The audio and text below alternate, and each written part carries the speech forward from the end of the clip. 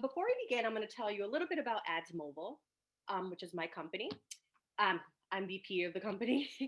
Adsmovil is a global digital company dedicated to reaching and engaging with US Hispanics via multiple platforms, such as mobile, audio, CTV, and social. We pride ourselves on understanding and having a deep knowledge of the different cultural nuances among Hispanics.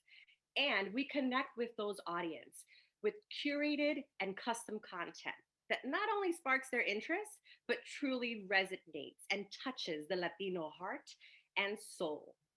Joining us today are our friends at PepsiCo, Espy, Sarah, and Mariela. If you guys could just tell us a little bit of background about your current roles at Pepsi. Espy, if you want to go first. Sure, happy to, and thank you for having us. Esperanza Teasdale, I lead the Hispanic business unit for our beverages category. Hi, I'm Sarah Guzman, and I am the head of marketing for our Hispanic business unit on the snacks or food side. And hi, I am Mariela Estrella. I sit in the Hispanic business unit on SB's team for Pepsi. Thank you guys so much for joining us today. It's a super exciting topic. Today we're going to talk about soccer as a platform to engage with US Hispanics, and SB will be kicking it off. Yeah, thank you so much, Mel, and it's really nice to meet you, and I look forward to hearing more about Adsmovil, by the way. But yeah, so look, I'm just going to kick it off really to kind of highlight what it is that our company is doing with respect to the racial equality journey for the Hispanic consumer, which we launched last year in October. And since then, many of us have had the pleasure to work on what will help impact our communities and our businesses and our people in the most positive ways. In particular, we've made commitments, to help elevate Hispanic small business owners. So we'll be launching a platform in the next few months there. And what we did a few months ago, or a few weeks ago, to be honest, is, we took the passion for this game, this global game, and Mariela, talks about how beautiful this game is, but the world's game, and brought it to the local community in a way that will help provide access for Hispanic and Black athletes. And I resonate with something that one of the previous speakers talked about, in really, when you're in roles and in companies, leading from your heart and your head. I think what Sarah and Mariela did with this whole platform, that before really was just a business play, right? It was a sponsorship that was more for the business, found a way for it to now all of a sudden impact our community. And so I'm excited for you all to hear about the work they did, and just really how they have created an incredible place for us to just really give back in the most meaningful ways. Awesome. So I know that Mariela and Sarah are going to touch a little bit about the Uefa global partnership. Sarah, if you want to jump in. Sure. So, and thank you, by the way, SB, for the great intro. Everyone knows this, but to do something like what we're doing requires support from the very top. So we're really grateful for SB and Antonio and so many of our other leaders for supporting this work and sharing the passion that we have for doing good in this space. So PepsiCo has a global partnership with Uefa. It's our biggest platform around the globe. And it's been an incredible, force for our brands and for our business globally.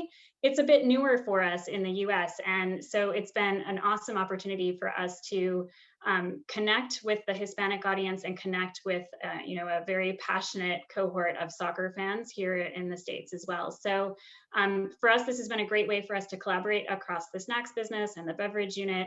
And, what we wanted to focus on today was really talking about how we wanted to take this platform and leverage it to do something more impactful in the community. So we're grateful for the invitation and excited to chat more about that with you today.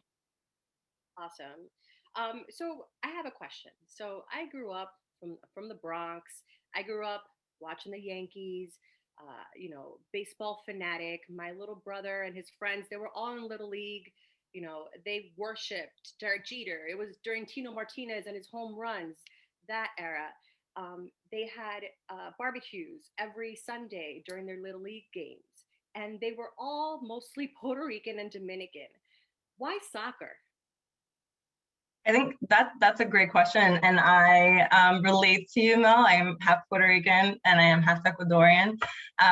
So soccer resonates with me from my Ecuadorian side, and then my Puerto Rican side, I'm all about baseball. So, but I think Pepsico really, as an organization, we recognize the importance of sports across every single pillar, and we invest heavily through our brands within each segment, right? So we are great partners with the NFL, and we have Pepsi Super Bowl halftime show. We have, partnerships with MLB teams, racing, esports, NHL, MLS teams, and the list goes on. But with Hispanics, we know there are fans tied to each of these sports, and they're all equally important to them, which is why we are present in each, and we activate through sponsorships of our brands in each respective sport. But soccer in particular lives within the heart of the Latinos. So you have to keep in mind that Americans' growing Hispanic population reached about 60 million people in 2019, and it's growing yearly. And more than 37 million people in the US speak Spanish at home. So it's making it the most common non-English language in the United States. So we want to make sure that the language and cultural barrier that has carried over into the soccer world is really touching our fans, and we're speaking to them in an authentic way. And we're doing this through soccer. And in our case, why our partnership with Uefa Champions League is so very, very important. The Champions League ranks, right behind the FIFA World Cup for soccer competitions watched across the world globally. Keeping in mind, FIFA only happens every 4 years. So we know how important this growing sport is becoming in the US, and it already is. And which is why PepsiCo became a title sponsor, as Sarah said, in 2015 of UCL. So we had a mission to excite and bring fans closer to the athletes and the game that they love. And this year we're delivering impactful programming with purpose, which is what we're accomplishing through Team of Champions. That's amazing. Well, how do you choose what organizations you're gonna work with? So we were really fortunate to find a phenomenal partner in an agency called For Soccer Ventures. We worked very closely with them. We continue to work with them, and they helped us identify 11 local organizations across the US that are already showing an incredible commitment to the sport in underserved communities. So we were fortunate to find them, and we feel like we found what we would call a really inspiring group of, we're calling them the Starting 11. So this is the first 11 organizations that we will support through this program. They are supporting Hispanic and Black communities across the country, across a variety of different ages and skill levels. We even have one club, Tudela Football Club out of LA, which is an all-girls soccer club. And it was really created with the goal of offering the same level of training and access to facilities and attention to development that the boys are receiving in the LA area. So, it's an amazing Starting 11 group. And I would say, in short, it's hard to select just 11 because there are so many great organizations across the country, but we're thrilled with the ones that we have, and we really look forward to increasing and adding to the impact that we can have over the coming years. Amazing. Yeah, the stories are really incredible. Even the video that we saw when the grants that were gifted to the organizations. But I do want to call out, because I don't know if Mariela will tell you, that she was a member of the Big Apple Soccer League in New York City when she was, and she's very young, but when she was even younger. And so for me, like, it was so touching when she talked about that, as it's almost like full circle. So that's also why this idea of, as marketers, right, like, we've got this business mentality to focus on what we're doing for our brands and everything, but when the passion that you personally have all of a sudden is connected to an agenda, it just completely changes how you feel about it. And I think all the work that these ladies are doing, and that in general we're doing for PepsiCo for the community, like I say to people, I feel like it's the most important work we will ever do as marketers because of the direct impact into the community. So I understand that the program just launched, right? In April, you mentioned. it's only been a couple weeks. How has it been received in the community? Where are you right now in the process? Yeah, so it's going really well. And actually, just to build on SB's comment, I think the best part of the program so far has been sharing the news with these organizations.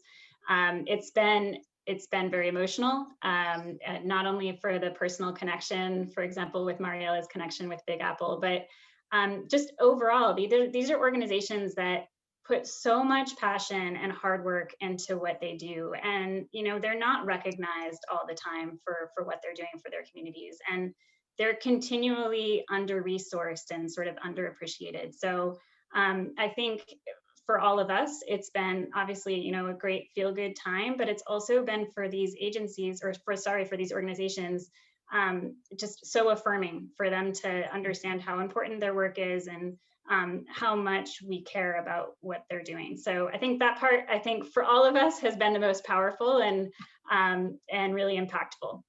But beyond that, the program launch went really well. It generated a lot of impressions, very positive sentiment. I think it's been wonderful to hear how many people have a relationship with this sport, and for how many people this is going to impact. I think we start to hear the stories come out of the woodwork around, for me, my team, my coach, that was everything for me in my childhood. And I understand just how important it is for other people to have that experience, and people want to pay it forward. So I think to see an organization like ours make a really big commitment over the next few years, is a powerful thing. And I think it will not only create a big impact outside of our organization in these communities, but I would say even internally. This is the kind of program that makes people feel great about working for PepsiCo, and it's exciting and inspiring for our employees and for our brand team members, et cetera.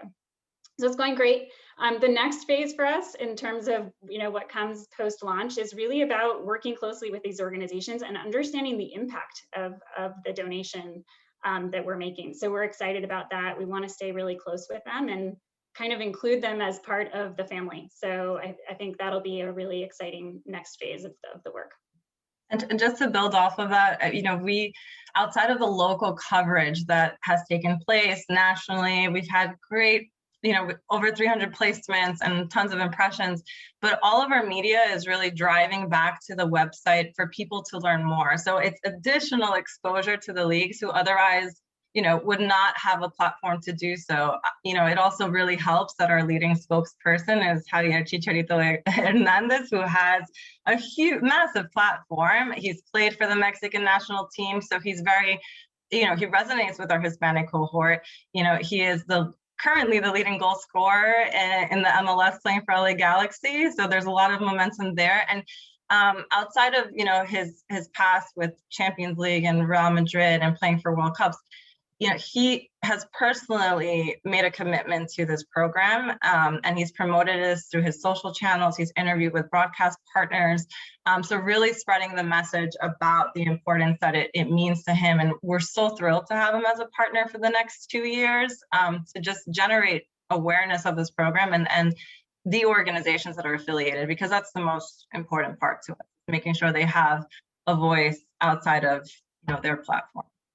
That's amazing. I mean, Chicharito, he's well loved among the Hispanic community in the US with that local feel. So in getting this program set up, executing it, have you come about any challenges? Like, what has been any hurdles, if any? Yeah, it's a great question. And I think Sarah hit the nail on it before. I would say our biggest challenge so far was narrowing down the organizations we were selecting really to partner with. In year one this year, we sorted through 55 to 60 organizations with the support of 4Soccer Ventures, our agency partner on the program. And we quickly noticed that all of the organizations needed support, especially given COVID implications this year. So we selected organizations, that were evenly spread out across the United States.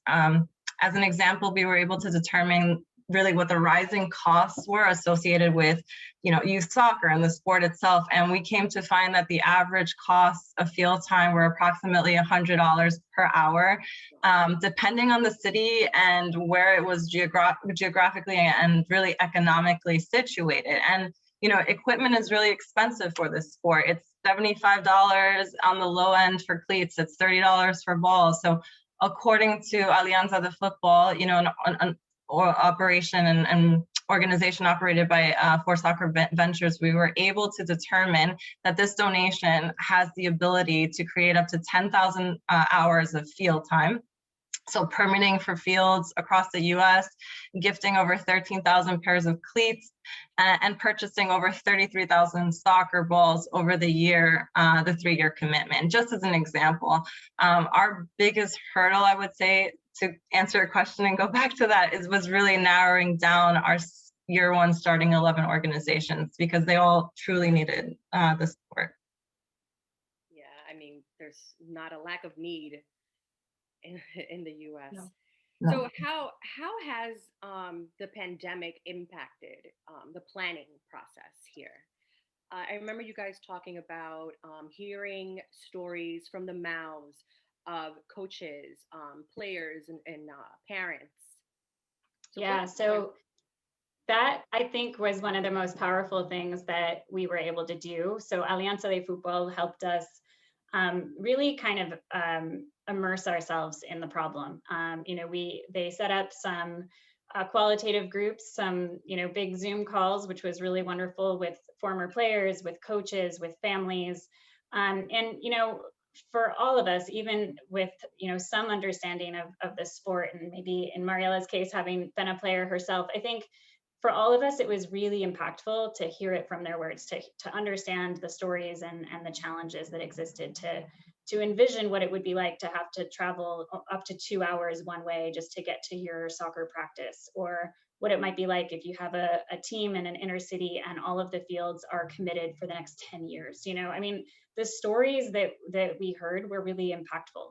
And I think that took it from a place of, this could be a really neat idea if we could do something, to, oh my gosh, we need to make this happen. I mean, it's a big issue. And the access challenges in the sport were so overwhelming that I think what happened in the pandemic is those issues just became exacerbated. It was the combination of the economic hardship and the fact that this space and place to play and be with teammates and feel the joy of the sport was suddenly missing from so many people's lives. So if anything, the pandemic just made this work more important and more urgent. So, in that sense, I think we're all looking forward to, getting people back on the field and really having the gift of the game be able to come to life. So we're starting to see that happen, and that's exciting for all of us. That's beautiful. With the pandemic and everything going on, I mean, I often think about just a trip, to the park with my daughter, and how we weren't doing that a couple months ago, and now she goes to the park and she's seeing the same people she saw before, her friends, and just seeing the joy on her face and just having that connection, that physical connection. You can't beat it. So it's something super beautiful, and this is a great opportunity, and super excited for what's to come. So you guys mentioned a 3-year commitment. So what will be different next year? You're gonna have your first year. You're gonna learn, what works, what doesn't. But do you have any plans for year 2 and year 3? We're planning it now for sure. If you think about year 1, we hit the ground running, really. We did this in Sarah, like 3 months, 4 months. Yeah, from brief conception to reality, it took about 4 months. And if you think about that, that's pretty quick. So year 1 was really about setting the foundation and the model for the program to be successful and deliver on our racial equality promise to the community through the soccer organizations. Year 2 will include, of course, 11 new organizations and new cities to highlight. And in addition to this, we're also figuring out ways, through Pepsi to find a way to give back to the Access U Foundation from a retail activation standpoint, where the portion of the proceeds go back to Access U. Access U is a nonprofit organization that's also managed by For Soccer Ventures, and they are designed to help rising Hispanic and Black players pursuing academics and then also the sport through their careers. And so hopefully there's an extension of that we're looking at. And then in year one, we were able to support 20 students through the Access U Foundation. So really excited about that. And then year three, it's about making sure it's, our last year that we have been able to impact as many organizations across the states through our donation, and seeing the impact play out year over year, because 2022 to 2023 is also a monumental year that marks the 30th anniversary of Uefa Champions League.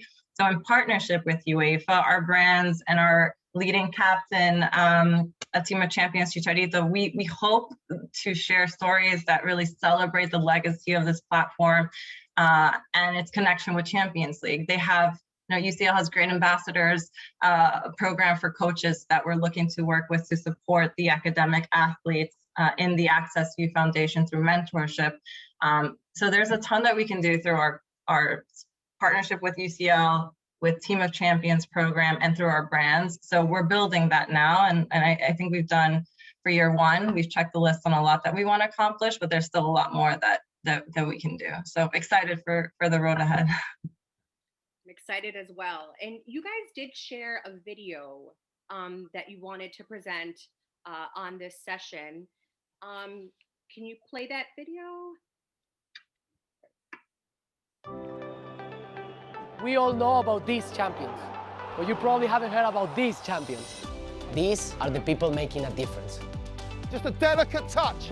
Keep it up. Who know a goal can light us up. So good. Oh! And that the gift of the game can spread joy in the community. That's why I'm teaming up with Pepsi and Lay's. Together, they're making a commitment of $1 million to support grassroots soccer organizations, our team of champions, in select cities over the next 3 years. It can take you from having a love of a sport to having a passion of a sport. That's all right, we'll keep it going, we'll keep it going. It's so pure, and it's everything that we all need. Yes, Liz! There we go. It brings joy to the girls. We are all a big family. What it means to see these kids achieve maybe just a sliver of what we give them in life, you're really doing your purpose. All right, girls, be you. That's always enough. And play! From playing soccer with my friends until today, my driving force has always been the love for the game. Everyone should have the same opportunities, and this team of champions will make it happen. More smiles, more opportunities, more joyful communities. Let's make this game a reflection of us all. Vamos!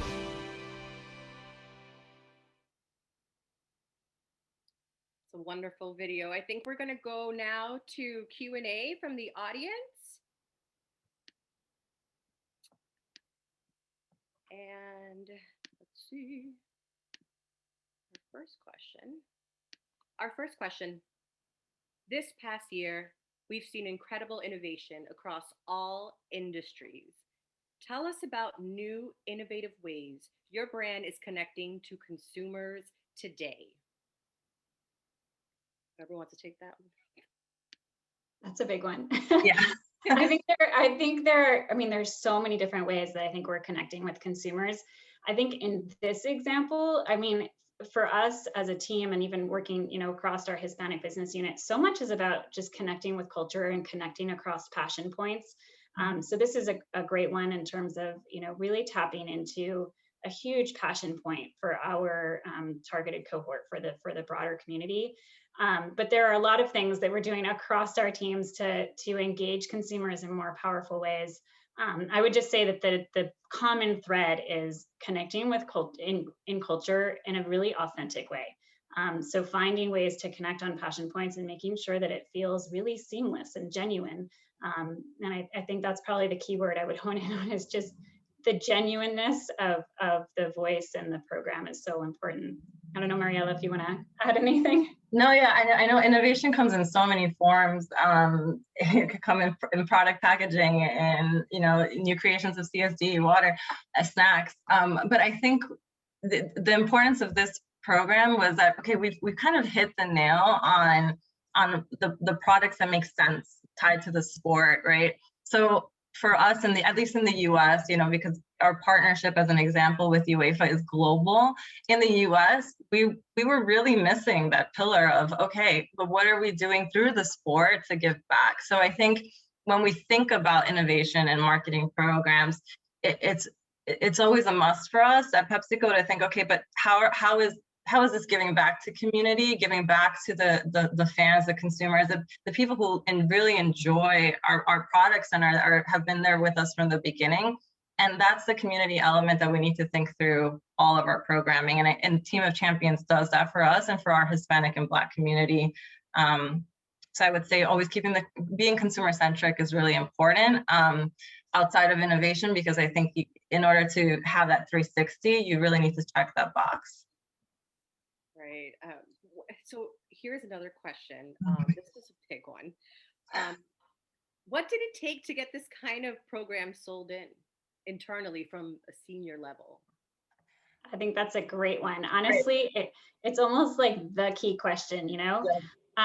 So, and this is, I think it's the most fun, at times it's also the most challenging, but on a program like this, as soon as people hear what is really out there in terms of opportunity, it becomes something that is no longer a question. And I think that's what happened to us is, we heard from the voices of people in the sport and in the community about the need that existed. And then we have, as SB talked about earlier, this broader commitment and the idea that you heard coming out of Chicharito's mouth in the video, this idea that this is a sport that should be a reflection of all of us, that where we should be able to play a role in making sure that everyone has access. And as soon as it becomes bigger than just about our brands or our businesses, everyone wants to be a part of this. Like, absolutely, who wants to say no to that program? I think that's the question is, how do you position it in a way where no one wants to be the person in the room that says no? And I think that is really what we were able to do in partnership with For Soccer Ventures and with Alianza de Fútbol. And it became something that was, okay, I know this is going to be a big commitment, but we need to make this happen. How can we do it? And so we ended up spending more time in the space, which was around how. But getting to yes was fairly easy. And then we had a lot more work after that. So I think if you can find a way to emotionally, connect with the internal audience and have them hooked, then from there on out, it becomes a little bit easier. Yeah, it's awesome. This is such a great program. We're super excited that Pepsi is, doing this grassroots effort. I did have one question that I forgot to ask. Are there any additional ways in which you wish to amplify the message? I know you mentioned there was tons of impressions, but do you have a media campaign that's going to be supporting this initiative moving forward? Yeah, so we leveraged existing media platforms and our existing media investment behind UCL or Champions League and Uefa to get the word out. So that was the timing was very purposeful in conjunction with quarterfinals, et cetera. So we had that, we had the PR support. And then, as Mariela mentioned, we had Chicharito or Javier Hernandez helped us get the word out on his social channels. He's very passionate about it. And he's been really generous in sharing the program with others. So that's been a fantastic way for us to amplify the message. And then our brand teams between Lay's and Pepsi, they've really done an amazing job at making sure that this program comes to life through their brand voice and through their brand purpose. And so much of it for both of the brands is about an expression of joy and really focusing on what the sport does for their fans and for the broader community. So I'd say that overall, I would just say we want to make sure that we're continuing to build on those efforts going forward, but we have had a fairly robust level of support this year, and we'll build from there. And just to build to that, we've been getting questions of how can we learn more? What can we do to lean in? I would say if your brands are interested, if you're interested just as an organization, a consumer, someone that just wants to learn more, I would go to our website, PepsicoTeamOfChampions.com, and there's a contact us page there. You can also feel free to reach out to myself or Sarah for any questions. I think going into next year, there will be ways of organizations, filling in information if they are in need and they're saying, hey, this speaks to us. We need support. There will be more. So I would check out the website. Guys, congrats on this program. One more question from the audience. Does this program exist in Spain and Europe? It should. Here we go. How about not yet? Not yet. The Champions League partnership does, absolutely. So it is a global platform for PepsiCo. The Team of Champions program doesn't necessarily exist globally, but there are lots of other efforts that are focused on supporting communities across the globe as part of the work that we do through Champions League and through soccer. So I think that could be a great topic for a future conversation. Yeah. But we don't have the Team of Champions program name everywhere around the world. We'll take that back to senior leaders. Right. Not yet. All right, guys, thank you so much for your time today. I think that's it from our end. Thanks, Mel. Thank you. Thank Great being here. Bye. This was fantastic. Thank you all so much. I got to say, when we had our initial planning conversations with our sports marketing upfronts committee, including some of your colleagues on the Pepsi side, Justin Toman, multicultural, engagement and connecting with communities.